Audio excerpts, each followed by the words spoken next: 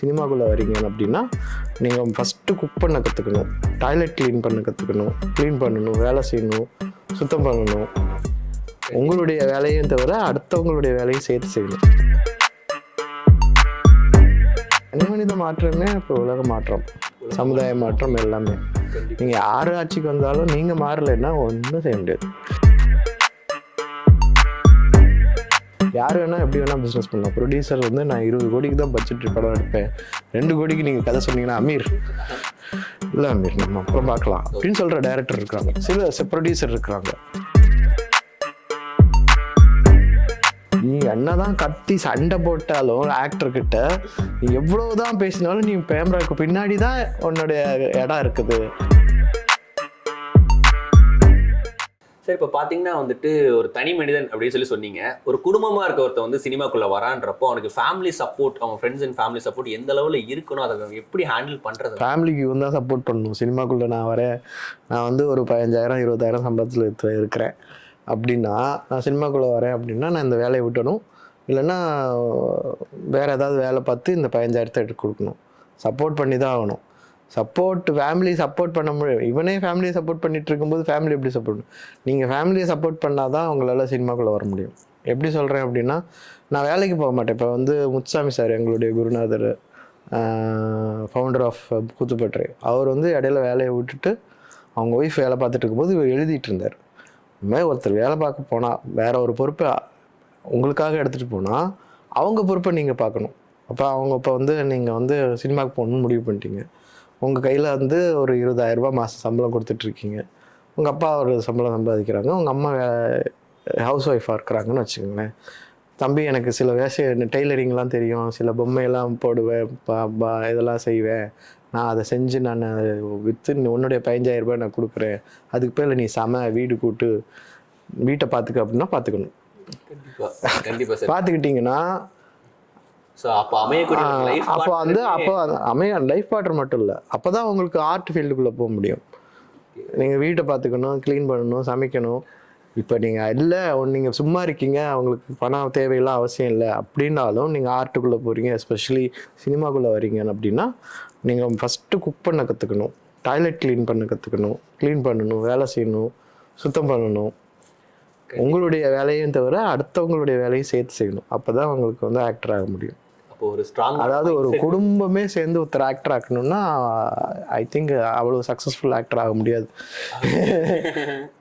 இவரே வந்து நான் சப்போர்ட் பண்ணிட்டு இருந்தேன், நான் வேலைக்கு போகிறேன், நான் ஃபிசிக்கலாக சப்போர்ட் பண்ணுறேன், உங்களுக்கு வேலை செய்கிறேன், விடிய காலையில் எழுந்திரிச்சு நானே சமைச்சு வச்சிடுறேன், உங்களுக்கு டயர்ட்னஸ் இல்லாமல் பார்த்துக்கிறேன், வீடு கூட்டுறேன், ஏதாவது ரிப்பேர் ஆனால் நானே ரிப்பேர் பண்ணுறேன், நிறைய செலவுகளை நான் பண்ண மாட்டேன், செலவுகளை குறைச்சிக்கிறேன் அப்படின்னா நீங்கள் சினிமாக்குள்ளே நுழைய முடியும்.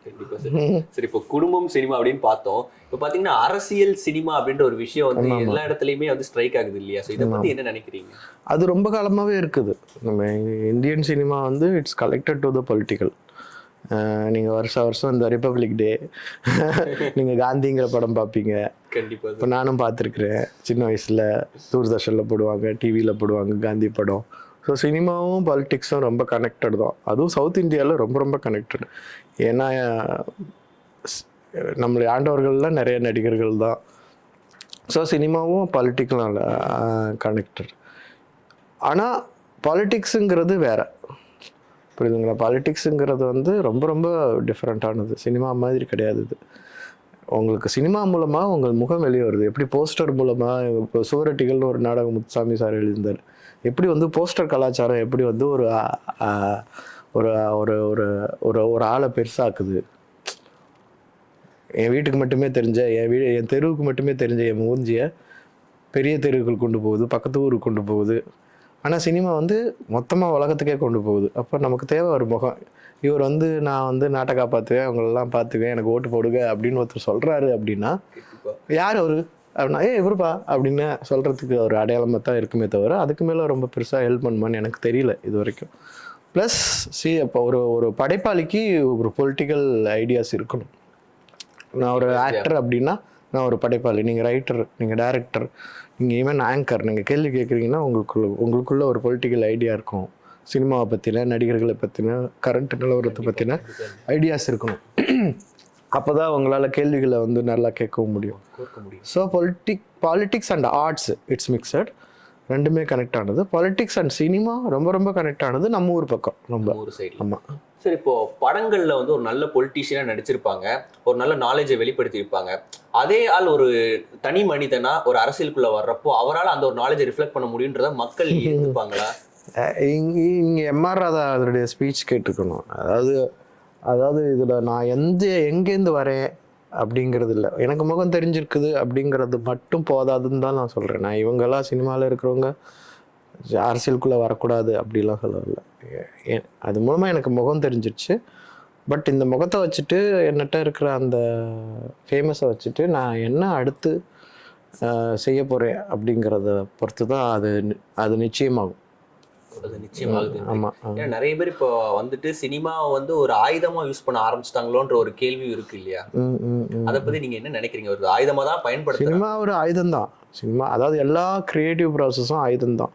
அதாவது ஆயுதம் வந்து டாக்டர் கையில் இருக்கும்போது நல்லதாகுது, திருடன் கையில் இருக்கும்போது கெட்டதாகுது. இந்த வித்தியாசம் தான் இருக்குதே தவிர ஆயுதம் தான்.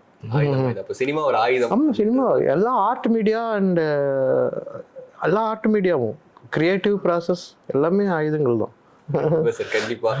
ஏன்னா இப்ப பாத்தீங்கன்னா வந்துட்டு அரசியல், தமிழ்நாட்டு அரசியல் களம் அப்படின்னு பாத்தீங்கன்னா வந்துட்டு அது ஒரு சரியான போக்குல போதா அப்படின்னு பாத்தீங்கன்னா வந்துட்டு அதுல நிறைய விமர்சனங்களை தான் சம்பாதிக்கிறாங்க. அப்படி இருக்கிறப்போ மக்கள் அதை வந்து எப்படி பார்க்கணும்னு நினைக்கிறீங்க சார்? எனக்கு அது சொல்ல தெரியல. மக்கள் எப்படி பார்க்கணும் அப்படிங்கிறது நான் எப்படி சொல்றது, இப்படிதான் பார்க்கணும் அப்படின்லாம் எனக்கு தெரியாது. நான் ஒரு சினிமாவில் இருக்கிறதுனால எனக்குன்னு ஒரு பொலிட்டிக்கல் அறிவு இருக்குது. அப்போ இதெல்லாம் செய்யணுமா, இந்த மாதிரி படங்கள் பண்ணணுமா அப்படிங்கிறது தான் நான் பார்ப்பேன். இல்லை, அதாவது ஒரு குழந்தைக்கு வந்து ரைம்ஸ் காமிக்கிறோம், இது இப்படிதான் இருக்கணும், அந்த குழந்தைக்கு காட்டிட்டு அந்த குழந்தை வளர்றப்போ இப்படிதான் இருக்குமோ நினைச்சு வாழ ஆரம்பிக்குதுல. அதே மாதிரி படங்கள் வந்து அரசியல் தான் இப்படிதான் இருக்கும்னு ஒருத்தனை காமிச்சு ஒரு தனி மனிதனை கொண்டு வந்துட்டு நிஜ வாழ்க்கையில அந்த அரசியல் இப்படிதான் இருக்கணும்னு அதை புகுத்துறாங்களா? அது புகுத்தப்படுது. பட் மக்களுக்கு தெரியும் இப்படிதான் அரசியல், எப்படி அரசியல்ங்கிறது எல்லாருக்குமே தெரியும். ஏன்னா நாலேஜ் வந்து இப்போ அதனுடைய தெரியிற நாலேஜ். இப்போ உங்கள்கிட்ட கேட்குறேன், நீங்கள் வந்து சொந்த ஊர் திருநெல்வேலின்னு, உங்கள் ஊர் எம்எல்ஏ பேர் என்ன? கண்டிப்பா தெரியாது சார். இப்போ தெரியாதா? உங்களுக்கு தெரியாது? இல்லை, தெரியாது. அப்போ நீங்கள் தான் வந்து மாறணும். நான் தான் மாறணும். ஏரியல் கவுன்சிலர் பேர் என்ன, பஞ்சாயத்து தலைவர் பேர் என்ன, எம்எல்ஏ என்ன, யார் இருக்கிறா, இதெல்லாம் நான் தெரிஞ்சுக்கணும். நான் தெரிஞ்சுக்காம 5 வருஷத்துக்கு ஒரு தடவை ஓட்டு மட்டும் போட்டுட்டு சும்மா இருப்பேன். அப்புறம் வந்து இவங்க அப்படி வராங்க, அவங்க இப்படி வராங்க, இதை நான் இப்படி பார்க்கறது, இப்படி நான் அப்படி பார்க்குறேன்னு சொல்கிறதுல பிரயோஜனம் கிடையாது. அப்போ நம்மளா பொறுப்பெடுத்துக்கணும்னு நினைக்கிறீங்க? அதாவது முன்னாடி சின்ன வயசில் வந்து இந்தியா படம் போட்டிருக்கோம், ஒரு மேப் கொடுப்பாங்க, அதை கிழிச்சிட்டு இதெல்லாம் கரெக்டாக சேரு அப்படின்னு சொல்லுவாங்க. அப்படியே சேர்த்துட்ருப்போம், ரொம்ப கஷ்டப்பட்டு சேர்த்துட்ருப்போம். அந்த மேப்பை திரும்பி பார்த்தீங்கன்னா அந்த கிழிஞ்ச பாகத்தில் சில கண்ணு மூக்கெல்லாம் தெரியும். செஞ்சுருக்கீங்களா? பின்னாடி ஒரு மூஞ்சி மட்டும் இருக்கும். அந்த மூஞ்சியை வந்து நீங்கள் அரங்கா இது பண்ணீங்கன்னா, இப்படி திருப்பினீங்கன்னா மேப்பு நாடு ஒழுங்காக வந்துடும். ஸோ தனி மனித மாற்றமே இப்போ உலக மாற்றம், சமுதாய மாற்றம் எல்லாமே. நீங்கள் யார் ஆட்சிக்கு வந்தாலும் நீங்கள் மாறலைன்னா ஒன்றும் செய்ய முடியாது, நான் மாறலைன்னா ஒன்றும் செய்ய முடியாது. நீங்கள் சொல்கிறது ஒரு நல்ல அர்த்தம் விஷயமா இருக்குது. சரி, இப்போ பார்த்தீங்கன்னா வந்து படங்கள், பொலிட்டிக்ஸ்ல இருந்து படங்கள்னு பார்க்குறப்போ வந்து பெரிய பட்ஜெட் படங்கள்லாம் இருக்கு இல்லையா? ஸோ அதுக்கு வந்து முக்கியத்துவம் கொடுக்கணுமா? ஏன்னா அது ஒரு கமர்ஷியலாக தானே அதை ப்ரொமோட் பண்றாங்க, நிறைய விஷயங்கள் செஞ்சு ப்ரொமோட் பண்றாங்க. பட் அந்த படங்கள் நிஜமாவே அவங்க அந்த ஒரு எதிர்பார்ப்பை பார்த்து வைக்கிறாங்க இல்லையா? அது வந்து ஒரு நல்ல விஷயமா பாக்குறீங்களா எப்படி சார்? இது ஒரு தயாரிப்பாளர்கிட்ட தான் கேட்கணும். பெரிய பட்ஜெட் தயாரிப்பாளரை கூப்பிட்டு கேளுங்க, ஒரு நல்ல ஒரு மிகப்பெரிய தயாரிப்பாளரை கூப்பிட்டு கேளுங்க, சின்ன பட்ஜெட்ல படம் எடுக்கிறவங்களை கூப்பிட்டு கேளுங்க. ஏன்னா அப்போதான் அவங்க வந்து சரியான பதிலை சொல்லுவாங்க. எனக்கு இது சரியா தப்பான்னு எனக்கு தெரியாது. ஏன்னா நான் சினிமா பார்த்து வளர்ந்தவன். பெரிய பட்ஜெட் படங்கள்னு சொல்லிட்டு நம்ம அந்த பழைய காலத்து, அதாவது என்னுடைய பீரியடில் அப்படின்னு பார்த்தீங்கன்னா, திடீர்னு புதுசாக ஒரு டைரக்டர் வர்றாரு, அவர் தான் வந்து புதுசாக ஒரு விஷுவல் சென்ஸ் காமிக்கிறாரு, அதுக்காக நிறையா செலவு பண்ணுறாங்க. ஸோ அப்போ வந்து அந்த படத்துக்கு வந்து 2 கோடி செலவில் உருவான படம் அப்படின்னு அப்போ நான் காலேஜில் இருக்கும்போது, இந்த படத்துக்கு 2 கோடியா அப்படிங்க, பெரியங்கிற பொருள் செலவு எடுத்திருக்காங்கப்பா அப்படின்னு சொல்லிட்டு அதை போய் பார்க்கறதுக்கான ஆசை வருது. அப்போ என்ன செலவு பண்ணியிருக்காங்க அப்படிங்கிறதுக்குள்ளே வரும். ஸோ இதெல்லாம் வந்து ஆக்சுவலாக ஆக்டராக எனக்கு இது முக்கியம் இல்லையான்னு எனக்கு தெரியாது. ஒரு கிரியேட்டராக நான் என்ன யோசிக்கிறேன்னா, ஒரு ஒரு அஃபோர்டபிலிட்டி இருக்கணும் எல்லாருக்குமே. இப்போ நீங்கள் வந்து நான் ஒரு சட்டை இந்த மாதிரி சட்டை வாங்கணுன்னா 2000 ரூபாய் இருக்குதுன்னா, இதே மாதிரி கிட்டத்தட்ட ஒரு குவாலிட்டியில் கம்மியான விலையில் பாண்டியன் ரோட்லேயும் கிடைக்கிறதுக்கான வாய்ப்பு இருக்குது. கண்டிப்பா. புரியுதுங்களா? நான் போய் ஒரு ஷோரூமில் வாங்குறதுக்கான வசதி இருக்குது. ஸோ அந்த 2 வசதியும் இருக்கணும். இப்போ வந்து தியேட்டர் வந்து ஒரு 500 தியேட்டர் இருக்குது அப்படின்னா, ஒரு பெரிய பட்ஜெட் பெரிய ஹீரோக்கள் படம் வருதுன்னா, அந்த தியேட்டரில் அதே நேரத்தில் சின்ன பட்ஜெட் படங்கள் வந்து ஒரு 4 படம் இருக்குது அப்படின்னா 500ல் எவ்வளோ எடுத்துக்கலாம் தியேட்டரு, இவங்களுக்கு எவ்வளோ கொடுக்கலாம் அப்படிங்கிற ஓப்பன் டாக் வந்து இருக்கணும். ஒரு டிரான்ஸ்பரண்ட் இது இருக்கணும். எல்லாத்துக்கும் இடம் இருக்கணும். ஏன்னா ரசிகர்கள் 2 பக்கமும் இருக்கிறதுனால அவங்களுக்கான இடம் இருக்கணும்.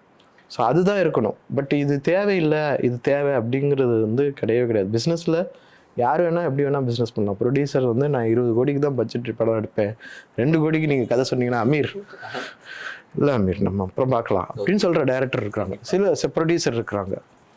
சில ப்ரொடியூசர் வந்து நம்மளால் 1.5 கோடி 50 லட்சத்தில் தான் முடியும். அப்போதுக்கும் எடுக்கிறதுக்கான கதை அம்சம் நடிகர்கள் அவைலபிலிட்டியோடு எடுக்கலாம், தப்பு கிடையாது. கண்டிப்பாக சார். இப்போ நீங்கள் பட்ஜெட் இது சொல்கிறீங்க, பட்ஜெட் பெருசாக பெருசாக பெருசாக டேரக்டரோட கதையில மாற்றங்கள் ஏற்படுத்துறாங்களா மற்றவங்க? இந்த ஒரு விஷயம் இருக்குதா? தெரியல, எனக்கு தெரியல. ஏன்னா ஒரு டைரக்டர் வந்து ஒரு ஆக்டர் கூட தானே ஒர்க் பண்ணுறாங்க. ஆக்டர் மூலமாக தானே கதையை சொல்கிறாங்க. எழுதியிருக்கிறத எப்படி சொல்கிறாங்க?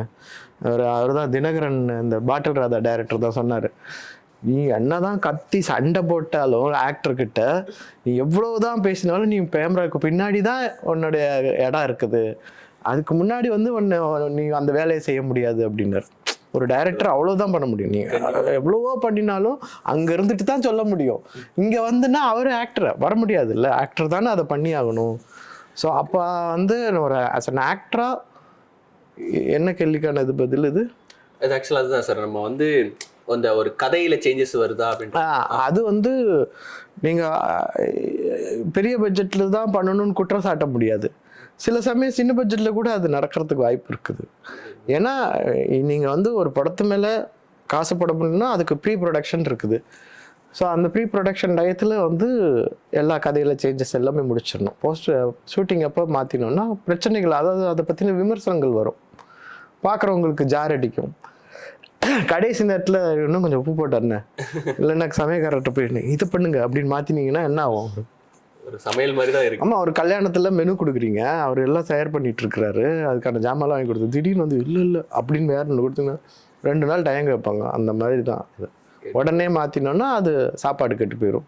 சார், இந்த படத்தில் உங்களுக்கு ரொம்ப பிடிச்ச பாட்டு சார், உங்கள் லைஃபோட சில பாட்டுலாம் அலைன் ஆகும் இல்லையா? ஆமாம், நானா குடிகாரன், அது வந்து அறிவு பாடி இருக்குது, நானா குடிக்காரன். ஏன்னா எல்லாருமே இந்த குடிக்கிறேன், நான்லாம் குடிக்க மாட்டேன்ப்பா, எப்போயாவது ஒரு தடவை கட்டிங் போடுவேன், அவ்வளோதான். அந்த மாதிரி தான் எல்லா குடிகாரர்களும் சொல்கிறது. ஸோ அதை மீன் பண்ணுற மாதிரி இருந்த அந்த பாட்டு. அதுக்கப்புறம் வந்து என் வானில் சாண்ட்ரோல்டன் பாடினது ரொம்ப சூப்பராக இருக்கும். அது ரொம்ப ஒரு அப்புறம் வந்து வைக்கம் பாடின லாஸ்ட் சாங் ஏதோ புன்னகைன்னு ஆரம்பிக்கும்னு நினைக்கிறேன். அதில் வந்து கருவேலங்காட்டுக்குள்ளே சுற்றி இருந்த காற்று மக்கள் இருக்கிற பக்கம் வீசாதா அப்படிங்கிற மாதிரி, ஊருக்குள்ளே வீசாதா அப்படிங்கிற வரிகள்லாம் வரும். எல்லாம் அதாவது ஒன் ஆஃப் த சாண்ட்ரோல்டன் பற்றி கேட்கவே வேணாம், இது ஒன் ஆஃப் த பெஸ்ட்டு ஆல்பமாக இருக்கும் பாட்டில் ராதாவுடைய ஆல்பம். உங்களோட ஃபேவரட் நான் தான் குடிக்காரன். நான் தான் குடிக்காரன். ஆமாம். சரி, இப்போ வந்து இந்த படம் வந்து கமிட் ஆயிருப்பீங்கல்ல, பாட்டில் ராதா படத்தில் கமிட் ஆயிருப்பீங்க, இப்படி ஒரு ரோல் பண்ண போறேன்னு சொல்லி உங்க வீட்டில் சொல்லியிருப்பீங்க இல்லையா? அவங்க எப்படி சார் ரியாக்ட் பண்ணாங்க? அவங்க வந்து இப்போ ஜோக்கர் பார்த்துட்டு திரும்பவும் நீ வந்து மெசேஜ் உள்ள படம் பண்ண போறியா நீ, ஏன்னா ஜோக்கர் பார்த்துட்டு நான் நிறைய இடங்கள்ல யாராவது சண்டை போட்டிருக்கேன், சின்ன சின்ன தவறுகள் செய்யும் போது இங்கே குப்பையை போடாத அப்படின்னு ஒரு மாதிரி சண்டை போட்டு அதுக்கு ஒரு ரியாக்டிவாக இருந்தேன். நான் எல்லாத்துக்குமே ரியாக்டிவாக இருந்தேன். இப்போ நீ குடிக்கிற படம் இருக்க, நீ பாட்டு குடிக்க போறியாண்ணா? நான் அந்த டைம்லாம் குடிக்கிறதே இல்லை, நான் ரொம்ப வருஷம் ஆச்சு. ஸோ க்ரூவில் இருக்கிறேன் குடிக்க விட மாட்டேன்.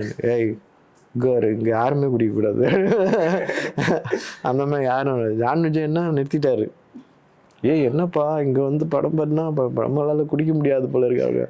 அதாவது எப்படி சொல்கிறது, அதாவது ஒரு ஒரு ஒரு எல்லாருக்குமே அது நல்லதாக இருந்துச்சு.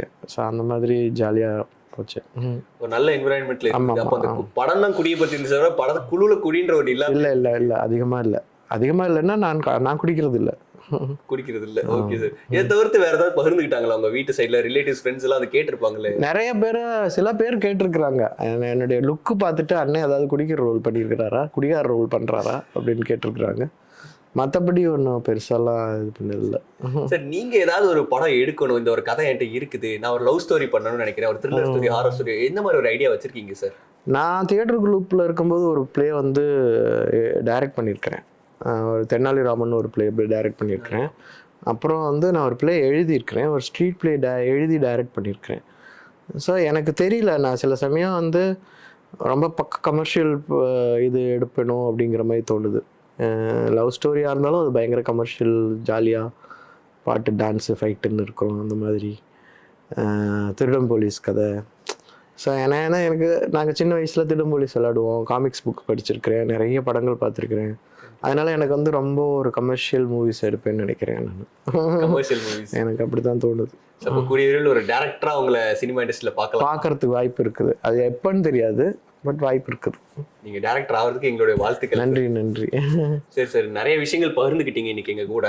ஸோ உங்க மூலயமா நிறைய விஷயங்கள் எங்களுக்கும் தெரிய வந்தது, நம்ம மக்களுக்கும் புரிஞ்சிருக்கும்னு நினைக்கிறேன். ஸோ இதை ஒரு முற்போக்கா பார்த்து எல்லாருமே செயல்படுவாங்கன்னு நினைக்கிறேன். ஸோ ரொம்ப நன்றி சார். ஸோ மேலும் மேலும் நல்ல படங்கள் கொடுக்க வாழ்த்துக்கிறேன் எங்க புதிய சிந்தனை டீம்ல இருந்து. இதை தவிர்த்து வேற எதுவும் மக்களுக்கு ஒரு மெசேஜ் சொல்லணும்னு நினைக்கிறீங்களா? இல்லை, நான் அவங்க அதாவது இருக்கும் இடத்தில் இருந்து விட்டால் எல்லாம் சௌக்கியம், கருடன் சொன்னது அப்படிங்கிற மாதிரி. ஸோ அவங்கவுங்க இதை பொறுப்புகளை அவங்கவுங்க சரியாக செஞ்சால் எல்லாமே சரியாயிடும். யாரும் யாருக்கும் அட்வைஸோ ஏதோ சொல்ல வேண்டிய அவசியம் இல்லாமல் இருக்கும். அதனால நமக்கு நன்றி கூப்பிட்டதுக்கு. எல்லாருக்கும் வணக்கம். நான் குரு சோமசுந்தரம். இவ்வளோ நேரம் என்னை பேட்டி எடுத்த அமீருக்கும் உங்கள் குழுவுக்கும் புதிய சிந்தனை சேனலுக்கும் என்னுடைய நன்றிகள். ஸோ புதிய சிந்தனை சேனல்களை வந்து பாருங்கள், சப்ஸ்கிரைப் பண்ணுங்கள், கமெண்ட் பண்ணுங்கள், மறக்காமல் அந்த பெல் பட்டன் அமைக்கிறீங்க.